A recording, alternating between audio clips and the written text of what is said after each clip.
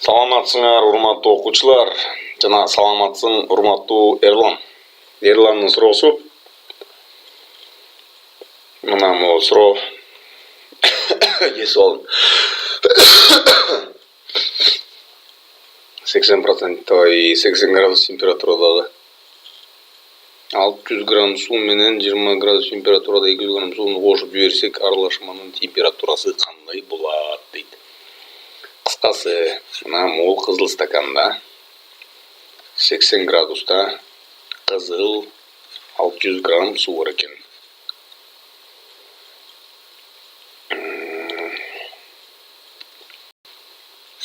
Бул кара стаканда 20 градустагы кара суу бар экен. Экөөнү аралаштырсак, экөө аралашканда көк болуп калат экен. Кара менен кызыл сууну аралаштырсакчы. Ошондо бунун салмагы канча болуп калат? Эми салмагыбызга кереги жок. Не болот? Бул кара суу ысыйт, кызыл суу муздайт.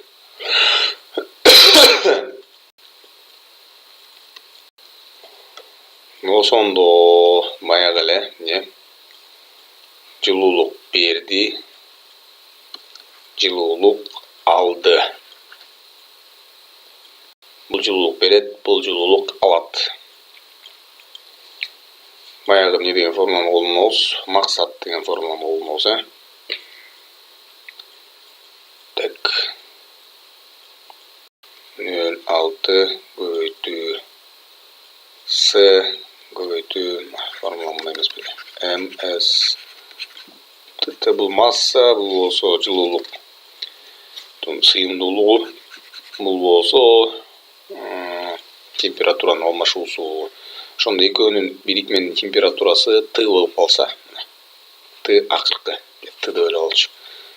Т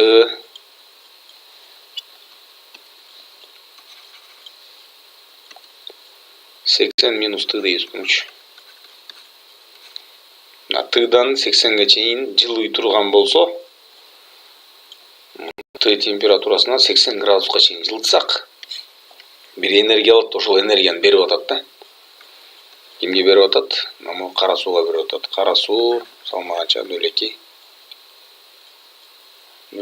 С көбөйтүү Т минус 20. С менен С'ны кетирип чытайбыз. 0 менен 0'ду кетирип чытайбыз. Кашаны ачабыз. 6 жерде 8 480 минус 6 Т барабар 2 Т минус 40. 6 T'ны ыргыттык, бияка ыргыттык. 520 барабар 8 Т. Ушул жерден Т эмнеге барабар? Азыр калькулятор менен эсептей коеюн. Ошодубу же бир жеринен аты кеттиби? 520 бөлü 8. 65 градус экен. 65 градус. Бүттү ғой. Бүттү. Эми Эрлан досубуздун экинчи маселесин чыгарабыз азыр. Могул жерде турат.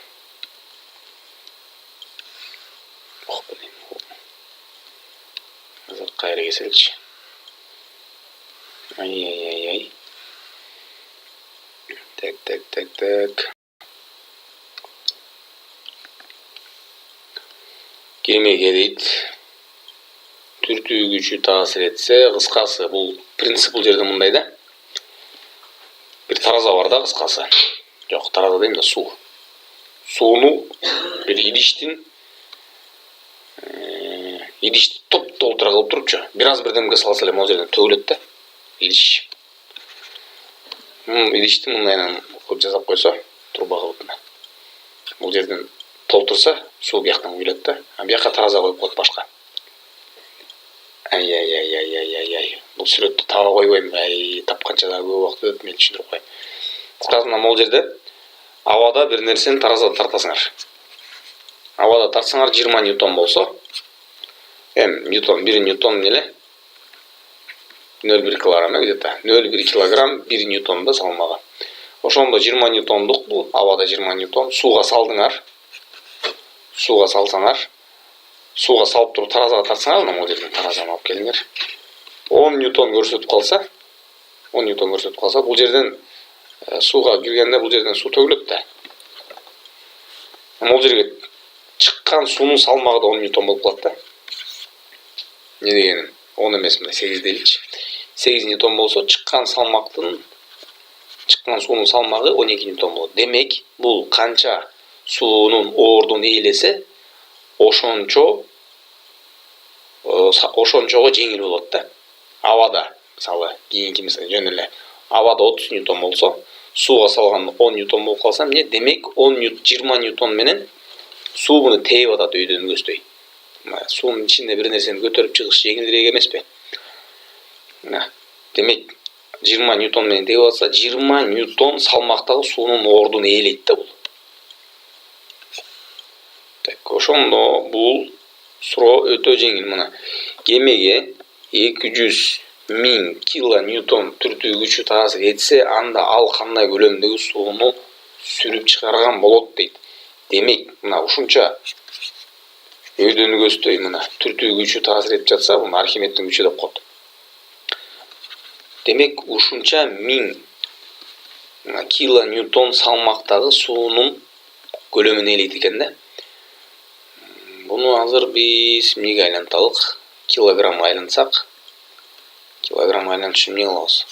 10го бөлөбүз, 1 килограмм жер бетинде орточо эсеп менен 10 ньютон салмакка ээ. Бул жерде кило болгон үчүн дагы 1000 бар бул жерде. 20.000 дагы 1000. Биринчи кило ньютонду немеге алмаштыралычы. Ньютонго алмаштыралык, анан муну менен муну кетиребиз. Ошондо канча калды мына? 20 миллион килограмм калды. 20 миллион килограмм. 1000 килограмм суу 1 метр куб көлөмдө ээлейт. Суунун тыгыздыгы ро 1000 килограмм бөлүнгөн метр куб. Эмне деген сөз? 1 метр кубка 1000 килограмм суу атат. Буну 1000ге бөлөбүз тыгыздыкка мына. 1 метр кубта монча килограмм батса, монча килограммда канча куб болот? Кетти. Ошондо 20.000 метр куб болот экен да. 20.000 метр куб көлөм суу ушунча суунун ордун ээлейт экен да. Буну элестетип коелучу азыр. Мындай да элестеткиле, бассейн деп элестеткиле. Узундугу 200, туурасы 100, туурасы 10, тереңдиги 10 метр экен. Элестетиңер да. Ушунчалык бассейндеги суунун көлөмүн ээлейт экен. Болду, ушу менен бүттү. Ерлан молодец, дагы суроолордон бер. Кечиктирип 2-3 күндөн кийин жаздым. Таарынекей жок, кийинкисин тезирээк чыгарганга аракет кылам.